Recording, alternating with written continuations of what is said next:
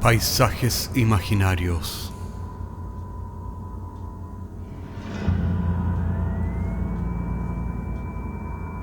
Una producción Cortés Rojas.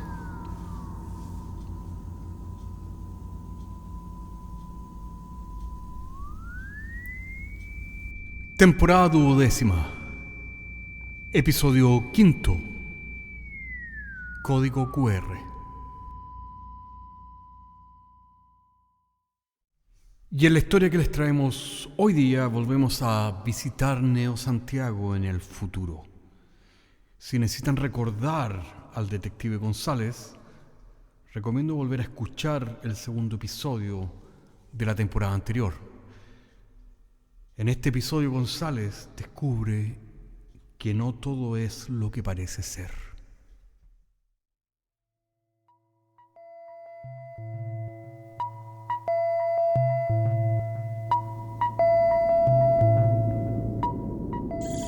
El detective González de la Neo PDI pasó las cintas amarillas que rodeaban el área del crimen y, mostrándole su placa al carabinero de guardia, cruzó la calle hasta que llegó a la cuneta ensangrentada, iluminada fantasmalmente por las luces LED de los faroles de la calle.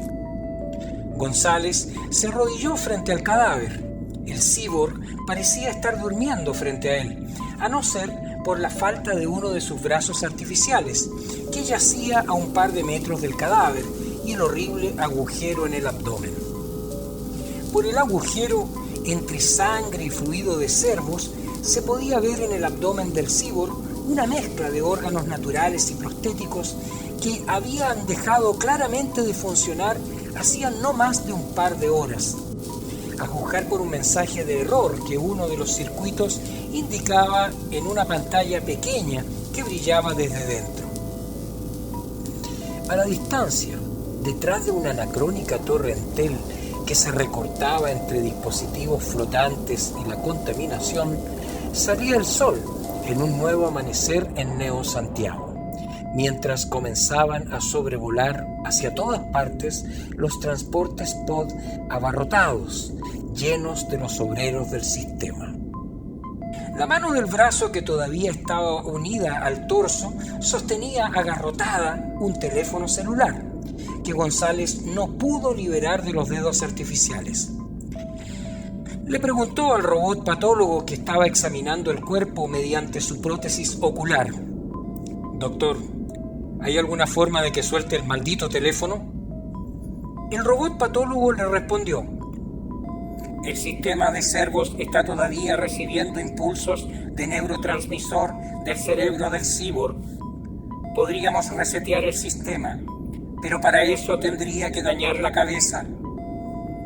González lo miró irritado, ya que no tenía tiempo. Faltaba menos de una hora para que Neo Santiago comenzara completamente a vivir la mañana febril de día lunes y la congestión, y no necesitaba un cadáver inesperado a la pasada de todos aquellos transportadores POD que traían a los obreros que trabajaban en el centro. Miró al robot patólogo y asintió con la cabeza. El robot sacó entonces de un compartimento de un brazo derecho un mini láser, y antes de que González tuviera tiempo de arrepentirse, incineró la cabeza del cyborg. Por supuesto, los dedos del brazo artificial se abrieron al instante, con un espasmo final, soltando el teléfono que cayó sobre la cuneta. González miró al robot con frustración, ya que no esperaba aquello. Se había imaginado de que sería a lo más un agujero en el cráneo, pero que al final quedaría algo de la cabeza para examinar. Finalmente exhaló resignado y recogió el teléfono con guantes de nitrilo y lo metió en una bolsa plástica. Miró a todos los robots de asistencia y, apuntando con el teléfono dentro de la bolsa, les dijo: «Quiero que limpien todo y que no quede ninguna evidencia en la calle». Haciendo una pausa, concluyó dirigiéndose al robot patólogo: «Y la próxima vez que le vuele la cabeza a una víctima, lo voy a desactivar yo mismo». González dejó a los robots trabajar y se encaminó al cuartel general de la NeoPDI, que quedaba a un par de cuadras en Fernández Albano. Llevaba la bolsa plástica en la mano, la que se había parcialmente manchado por dentro con algo de sangre y fluido de cervos. Al llegar al cuartel, se sentó frente a su escritorio y colocó la bolsa con el teléfono al lado de la computadora. Hizo una pausa, se sirvió un Bio Nescafé con un sucedáneo artificial de leche, respiró hondo y abriendo la bolsa conectó el teléfono a la computadora sin sacarlo de la bolsa para evitar ensuciarse con los fluidos. Pero inevitablemente algunas gotas mancharon los documentos oficiales que todavía no había archivado. La semana había partido mal y seguía empeorando. Bebió un sorbo del Bio Nescafé mientras esperaba por algunos minutos a que la computadora completara el barrido completo de la información del teléfono. Cuando ésta terminó, en la pantalla apareció el mensaje de análisis completo. González no perdió tiempo y en vez de revisar directamente los resultados que aparecían en detalle en la pantalla, le preguntó al dispositivo: computadora, quiero un resumen del último log del teléfono. La computadora respondió casi al instante: teléfono dispositivo iPhone 87, pertenece al CIBO Roberto Guzmán. Ocupación: comerciante de productos importados desde las colonias de Alpha Centauri. El log interno claramente especifica que este teléfono fue usado por última vez a las 4:48 de la mañana en la esquina de Alameda con Amunátegui para escanear un código QR. González sorbió otro trago del Bio Nescafé y le preguntó a la computadora: computadora, despliega en la pantalla el enlace al que apunta el código QR que escaneó Guzmán. La computadora desplegó en la pantalla la dirección del enlace. Lo que apareció en la pantalla sorprendió a González, porque estaba esperando algo turbio. Pero en vez de esto, el código claramente no estaba asociado con negocios ilegales, ni tampoco con hackers de cyborgs, ni nada que se le pareciera. Tampoco pertenecía al gobierno o a la policía secreta del presidente Yuri. De hecho, era un código QR que estaba legalmente registrado y que estaba asociado con un sitio de internet inocuo que vendía suplementos vitamínicos para adultos de la tercera edad. González resopló huraño, ya que la cosa no cuadraba. No había nada que asociara aquel código QR con la muerte brutal del cyborg, pero claramente había sido lo último que había hecho o visto antes de morir con sus prostéticos desactivados. Intrigado, González sorbió el último trago de Bio Nescafé que ya estaba frío. Tenía que haber algo más, aunque no estaba seguro qué exactamente. Ensimismado, saltó asustado cuando el cliente del correo electrónico de la computadora inesperadamente hizo ping.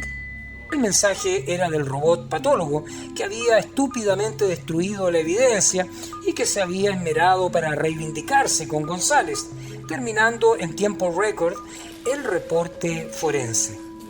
González sacudió la cabeza ahora divertido, pinchó la bandeja de entrada y lo abrió, leyéndolo detenidamente. El caso se complicaba porque, según el reporte, Guzmán se había arrancado el brazo a sí mismo y luego de esto todos sus prostéticos centrales habían detonado desde el interior de su abdomen. De cómo el brazo restante había terminado con el teléfono móvil en la mano era otro misterio adicional. Tal vez una reacción post-mortem del prostético, pero todo eso era secundario, ya que lo único que importaba es que Guzmán se había desactivado a sí mismo. Faltaba todavía la causal, pero de alguna forma todo giraba en torno a aquel código QR inocuo. Era ya mediodía, cuando decidió volver a la esquina de Alameda con Amunátegui, donde habían encontrado el cadáver del cyborg. Salió a la calle, bajo un cielo nublado, repleto de las sombras de los pods de transporte que ahora llevaban a los obreros de vuelta de una colación de 15 minutos a sus trabajos. Por supuesto, nadie se fijó en aquel detective neo-PDI que todavía prefería caminar en vez de subirse a uno de los transportes pod. Siguió por Agustinas hasta Amunátegui y en la esquina se subió a una cinta transportadora que lo llevaría hasta Alameda.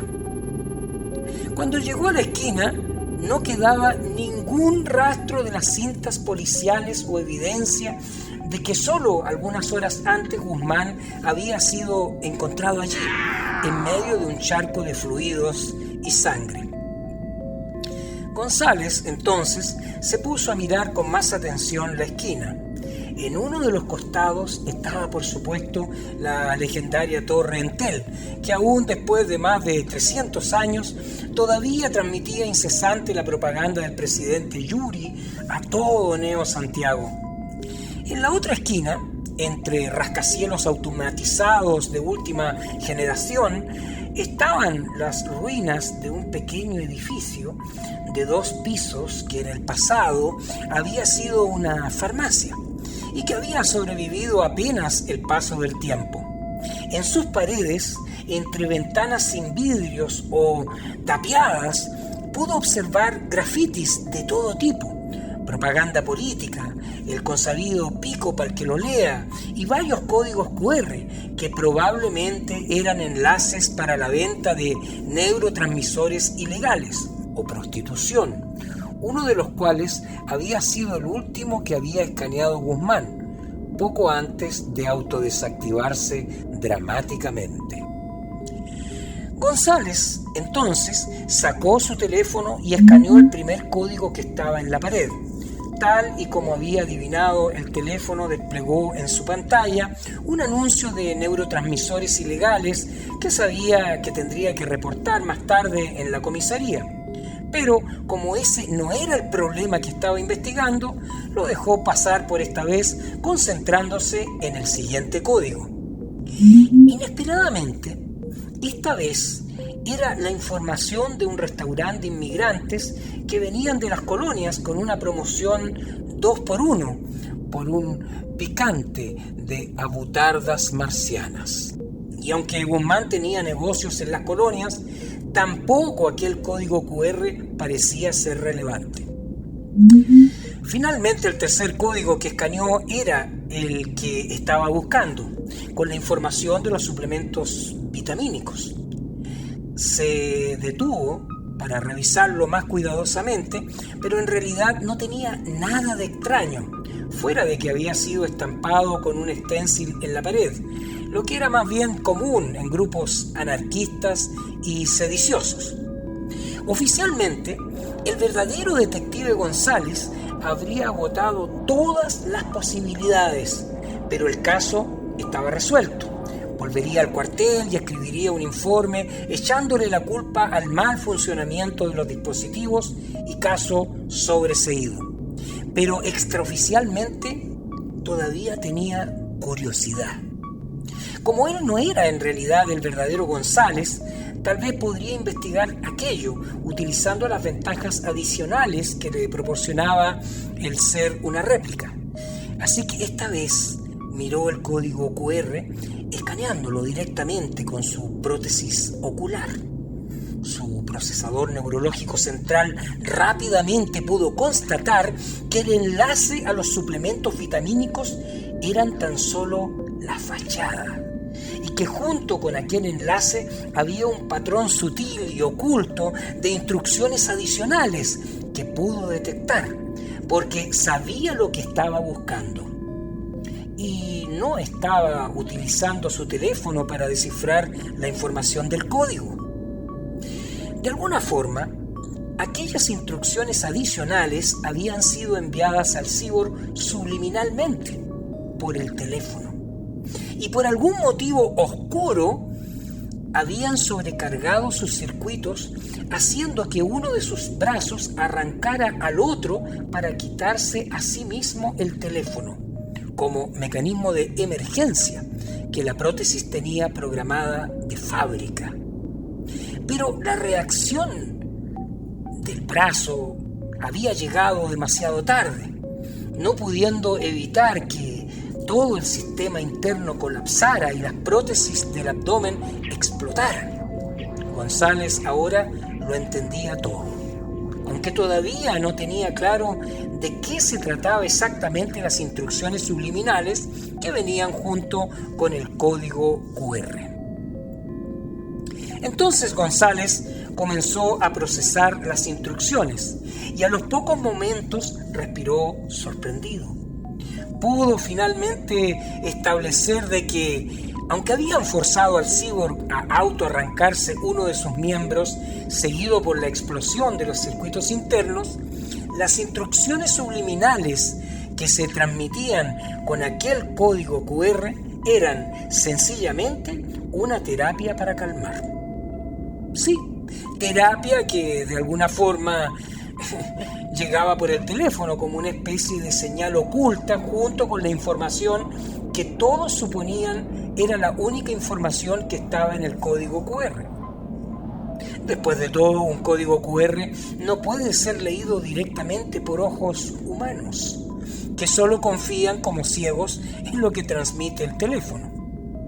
Era sencillamente una terapia diseñada para humanos que por algún motivo había fallado con los mecanismos del cyborg, posiblemente por un desperfecto que hacían los prostéticos incompatibles con aquella terapia.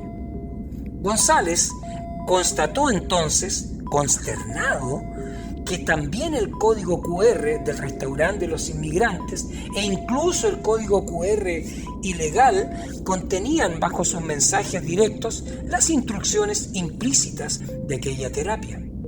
Terapia para calmar al obrero, terapia para promover el bienestar social de la población, terapia para adormecer a toda la sociedad.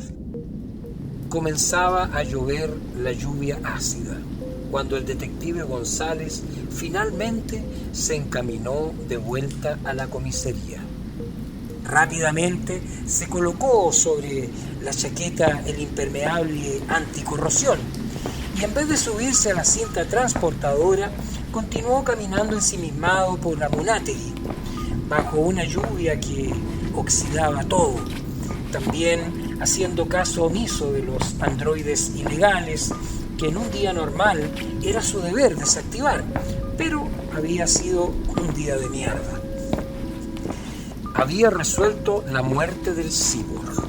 Volvería a la comisaría y escribiría el mismo informe que un González auténtico.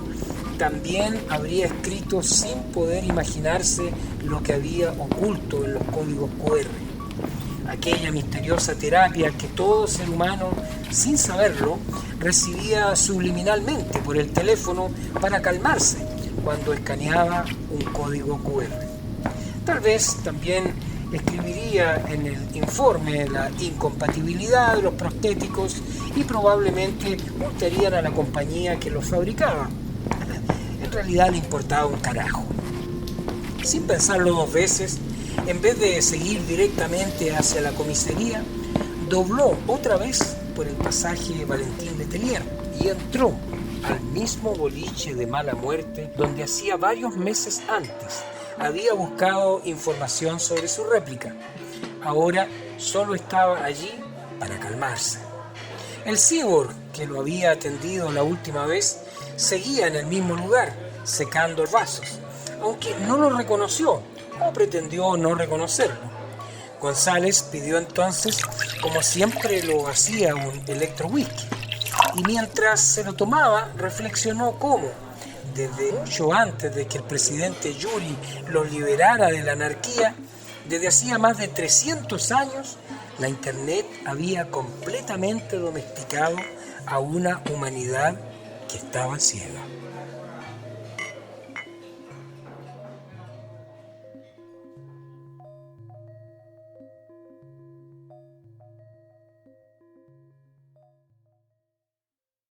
La leyenda cuenta de cómo el presidente Yuri lentamente tomó control completo sobre la humanidad. Pero nadie nunca supo, ni siquiera él mismo, de dónde se habían originado aquellos mensajes subliminales que habían pavimentado el futuro. Hasta la próxima semana.